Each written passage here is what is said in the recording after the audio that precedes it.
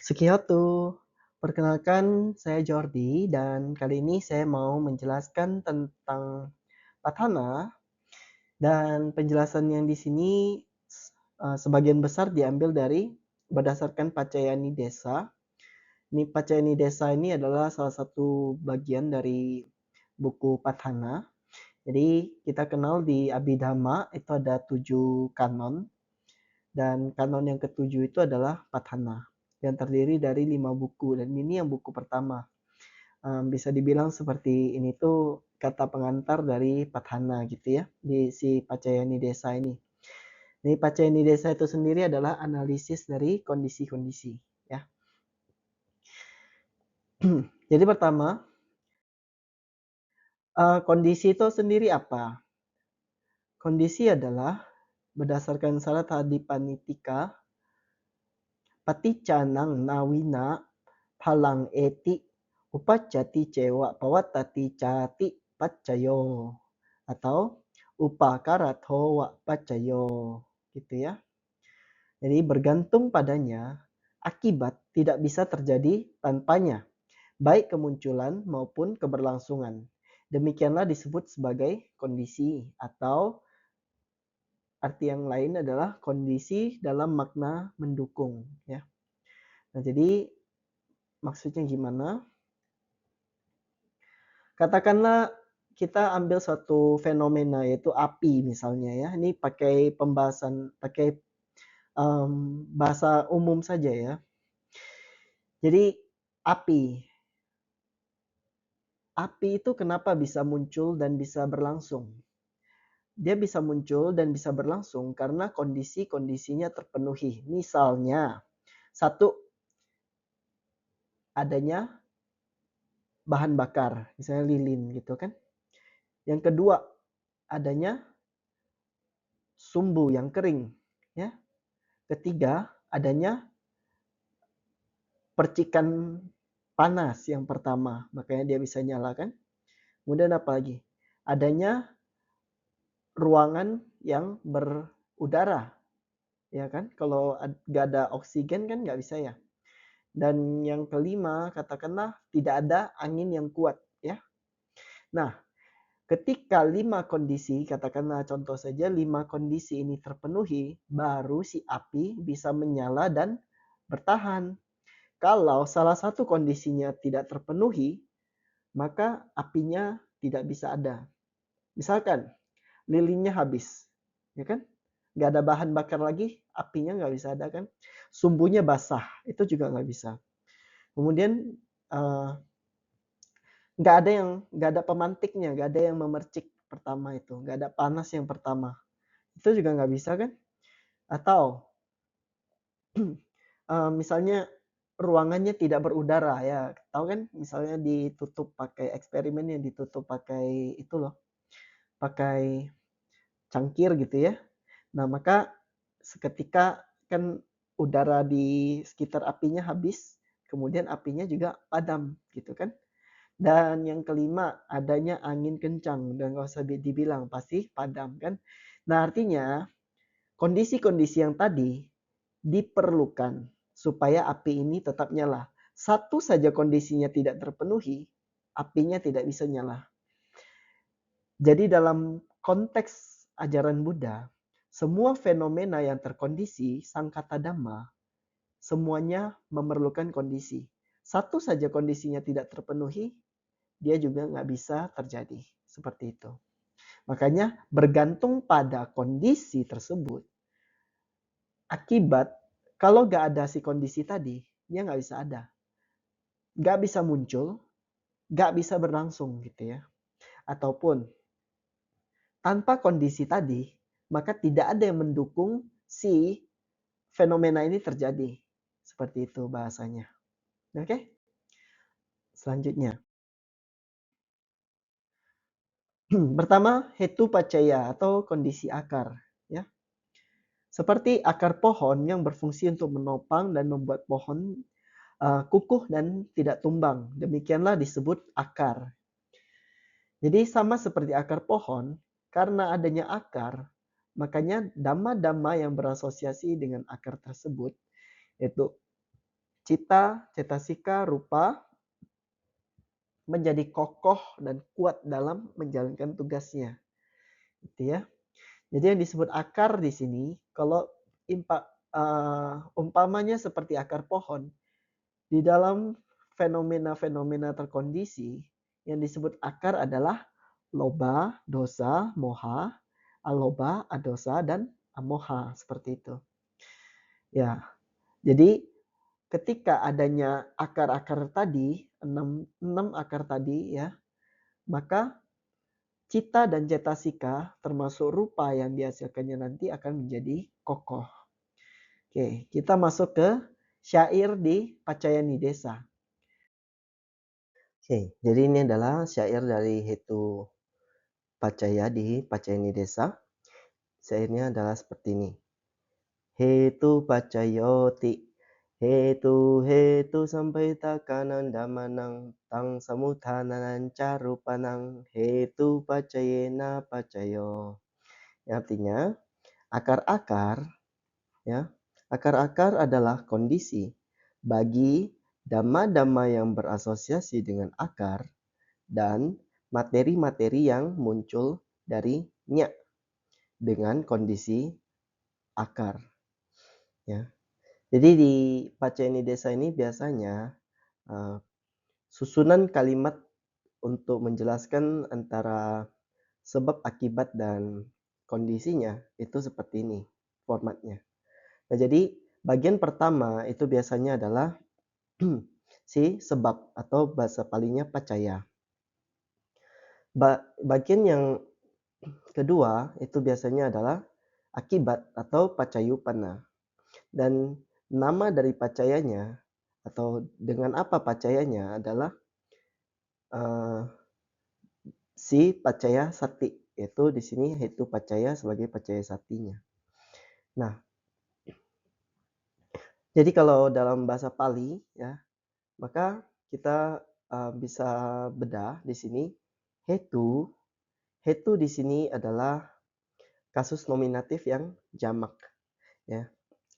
Sedangkan yang hetu sampai takanang damanang tang samutananan ca rupanang ini semua ada anang, ini juga tang samutananang ca rupanang. Jadi ini juga ada anangnya. Semua ini menunjukkan kasus datif ya, datif jamak juga ya. Nah, jadi hetu ini sebagai nominatif berhubungan dengan pacayo sebagai nominatif tunggal. Kemudian mereka berdua menyatakan bahwa hetu sebagai pacaya bagi atau untuk si dhamma-dhamma yang ini gitu. Dhamma-dhamma yang dalam kasus datif ini. Ya, jadi biasanya kalau di Pacayani Desa, cara pembacaannya itu bagian awal adalah bagian awal adalah sebab, kemudian akibat, kemudian nama kondisinya. Seperti itu ya. Oke, next. Oke, kita balik ke perumpamaan pohon tadi. Jadi katakanlah ini ada satu pohon yang ada dua akar yaitu loba dan moha. Akar-akar ini dia menopang dan mendukung batang beserta cabang-cabang beserta daun-daun dari pohon itu. Itu dia mendukung cita, phasa, wedana dan sebagainya dan juga cita rupa. Nah, di sini dalam konteks sehari-hari, katakanlah seorang laki-laki jatuh cinta sama perempuan, ya. Berdasarkan pada cinta tersebut, maka pikiran-pikiran maupun perbuatan-perbuatannya itu berdasarkan pada rasa cinta tadi, ya. Jadi karena cinta tersebut, makanya dia terus memikirkan perempuan tadi, terus pengen lagi balik kepada perempuan tadi, gitu kan ya. Pengen bertemu kembali dan juga perbuatannya yaitu ingin pergi untuk bertemu ya dan sebagainya. Melihat fotonya dan sebagainya. Chatting ya. Ya jadi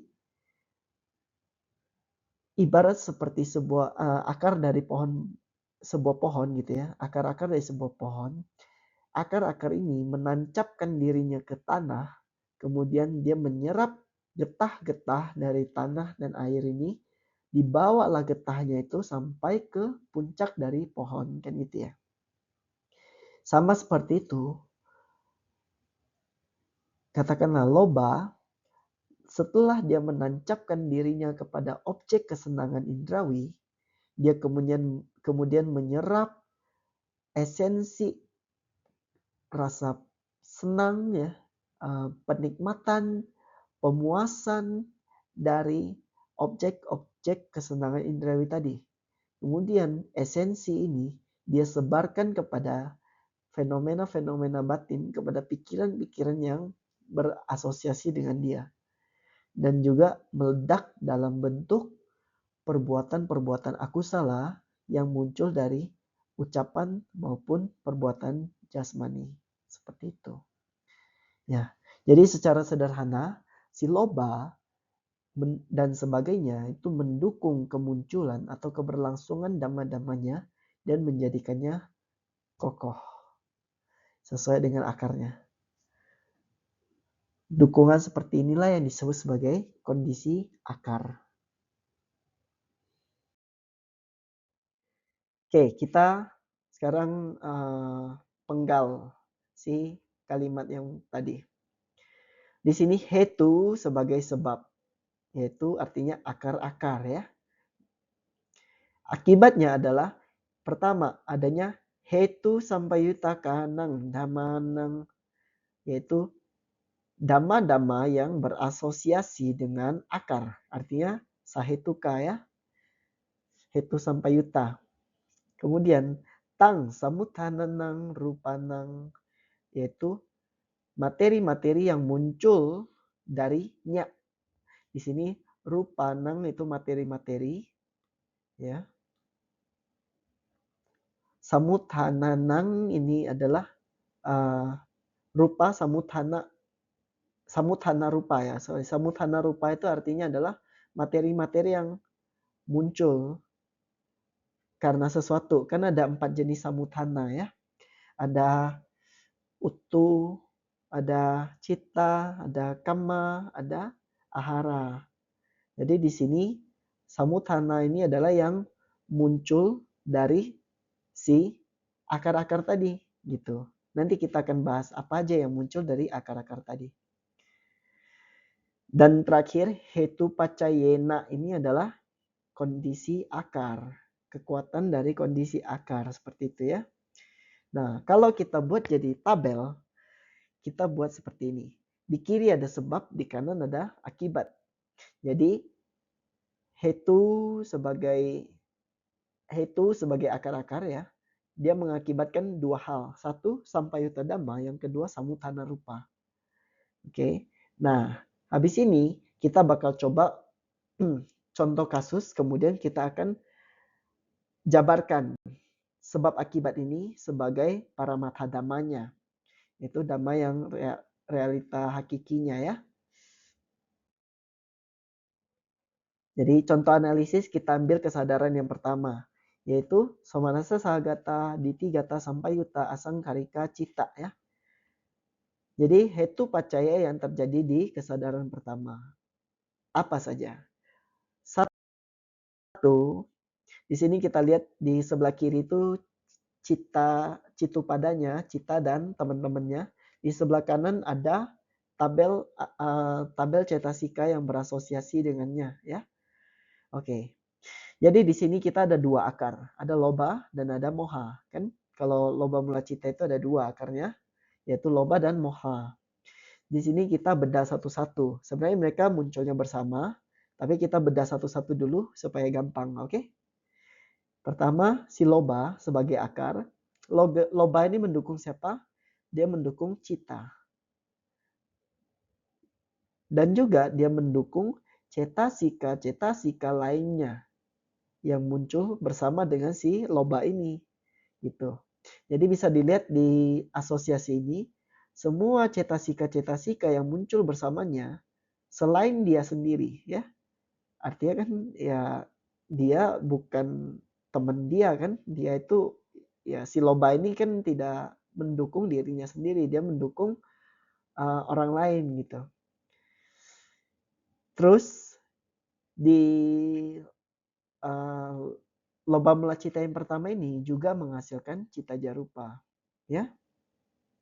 Dan cita jarupa yang dihasilkan ini juga didukung oleh si lomba. Nah, jadi kalau kita buat jadi tabel, di sini kita lihat di bagian sebab ada lomba.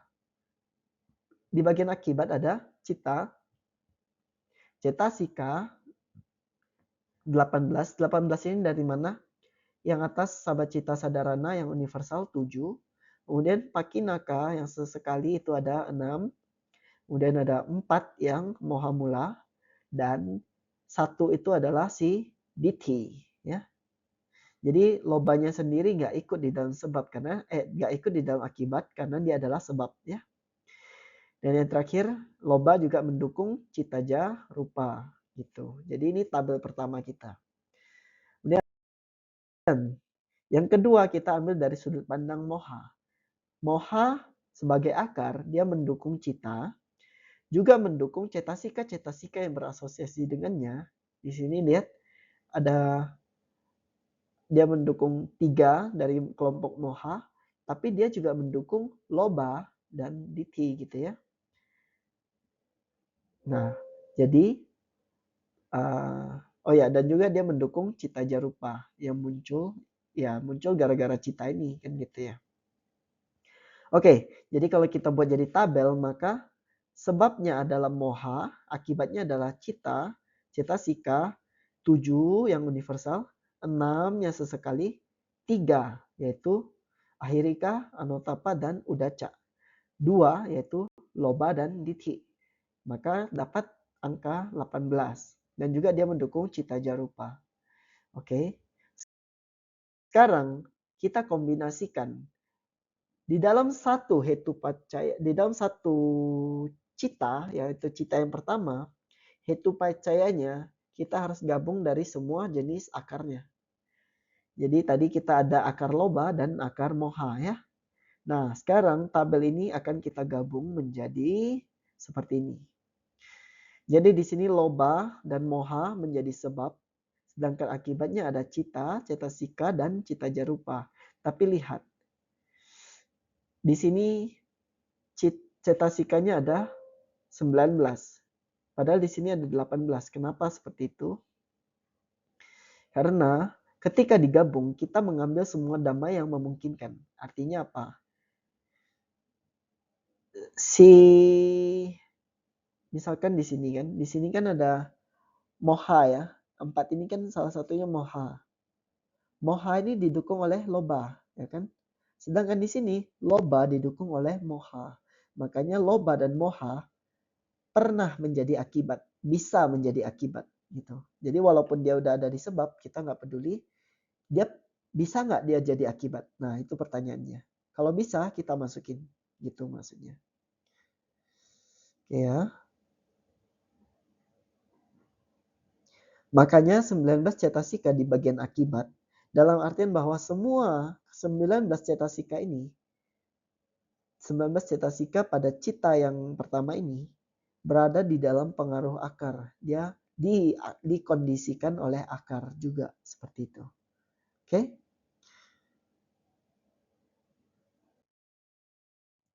Kemudian kita mau analisa dari kasus 2 kesadaran yang bodoh atau momoha cita ya. 2 kesadaran bodoh ini yaitu ada UPK Sahagata Wicikica Sampayuta Cita dan UPK Sahagata Udaca Sampayuta Cita. Oke. Kita ambil salah satu aja. Misalkan ya, pemisalan. UPK Sahagata Wicikica Sampayuta Cita. Di sini dia mendukung cita dan juga cetasika-cetasika yang ini kan ya. Dan juga dia mendukung cita jarupa yang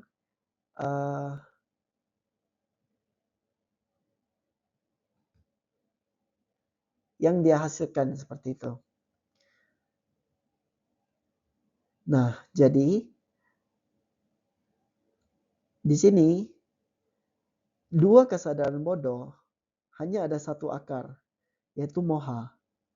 Si moha ini dia hanya mendukung, tetapi tidak pernah didukung oleh siapapun karena nggak ada akar yang lain yang mendukung dia. Sedangkan tadi kalau di loba dan moha, loba mendukung moha, moha mendukung loba. Tapi di sini karena mohanya sendiri, dia nggak ada siapapun yang mendukung dia. Ya, artinya si moha ini hanya bisa menjadi sebab, tapi tidak pernah menjadi akibat. Oke? Ya, agak sedih memang ya. Enggak lah ya, dia berjasa gitu ya. Dia mendukung teman-temannya. Nah, jadi untuk dua momuha cita, kita hanya meninjau satu jenis akar karena memang akarnya cuma satu gitu dan nggak ada kemungkinan bahwa si moha ini menjadi akibat. Oke ya. Selanjutnya, nah ini ada yang menarik yaitu di momen konsepsi atau momen kelahiran kembali. Jadi di momen kelahiran kembali ada yang spesial yaitu seperti ini. Pati sandikane wipakabyakata hetu sampayuta kanang kandanang kata taca rupanang hetu pacayena pacayo. Di momen kelahiran kembali, akar-akar resultan adalah kondisi bagi agregat-agregat yang berasosiasi dengannya dan materi-materi yang muncul dari perbuatan-perbuatan yang telah dilakukan terjadi dengan kondisi akar. Nah, pertama yang disebut sebagai kelahiran kembali adalah momen kemunculan dari Patisandi Citta. Jadi di Patisandi Citta ini akar-akarnya merupakan akar yang jenis wipaka kan karena Patisandi Citta itu wipaka ya. Dan juga dia mendukung apa saja. Pertama, akar-akar ini mendukung dirinya sendiri, mendukung teman-temannya sendiri ya. Jadi mendukung cita dan cetasikanya. Yang kedua, akar-akar itu juga mendukung kamajarupa. Kenapa di sini jadi kamajarupa? Karena yang disebut kata tarupa itu sama artinya dengan kamajarupa, yaitu materi yang muncul dari perbuatan ya, berdasarkan kama yang pernah dilakukan gitu. Ya, dan juga di sini dia tidak mendukung cita jarupa karena apa? Cita jarupa yang pertama itu muncul dari bawangga cita, bukan patisandi cita. Jadi di momen patisandi tidak ada citaja. Dan juga kama jarupa di sini ini juga disebut sebagai kama jarupa pertama itu merupakan materi yang lahir dari patisandi cita juga. Nah, kok bisa gitu? Karena kama jarupa yang pertama ini dia sangat bergantung erat pada adanya patisandi cita. Artinya dia cuma bisa muncul kalau ada kelahiran kembali, ya kan? Nah, yang menandai kelahiran kembali adalah kemunculan dari patisandi cita. Jadi ketika patisandi cita muncul, saat itu kamajarupa yang pertama juga muncul. Makanya mereka sangat bergantungan. Nah, kemudian di sini di momen konsepsi ya akar-akarnya dia mendukung kama jarupa ya bukan mendukung cita jarupa. Kalau ada yang penasaran sama tabel ini UPK karena warnanya abu-abu ya warna abu-abu itu UPK. Kemudian Nyana Sampayuta ini cuma pembacaan diagram aja ya. 3 yang di dalam ini adalah akar-akar. Jadi di sini ada tihituka di dalamnya ya. Nah, jadi di sini yang menjadi sebab adalah wipaka aloba adosa amoha, yang menjadi akibat adalah patisandi cita, wipaka cetasika yaitu 7 universal tambah 5 sesekali kanagara piti, terus ada 19 sobana, sadarana dan amoha 1 ya dan juga ada kamajarupa gitu. Selanjutnya analisa secara keseluruhan dari 71 nama kalapa. Pertama yang perlu kita lakukan adalah ahetuka kita coret. Karena ahetuka itu tidak tersentuh oleh akar. Dia tidak pernah dikondisikan oleh akar. Jadi kondisinya adalah nahetu pacaya. Tanpa kondisi akar ya. Hanya ada 89 dikurang 18 yang ahetuka. Cuman ada 71 ya, 71 nama kalapa.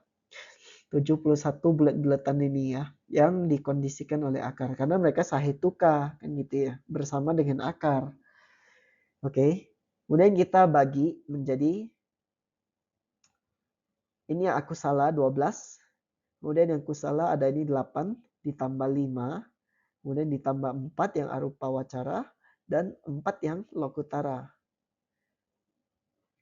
Kemudian sisanya wipaka dan kiriya, di sini ada 16, kemudian tambah 10, tambah 8, dan tambah 4.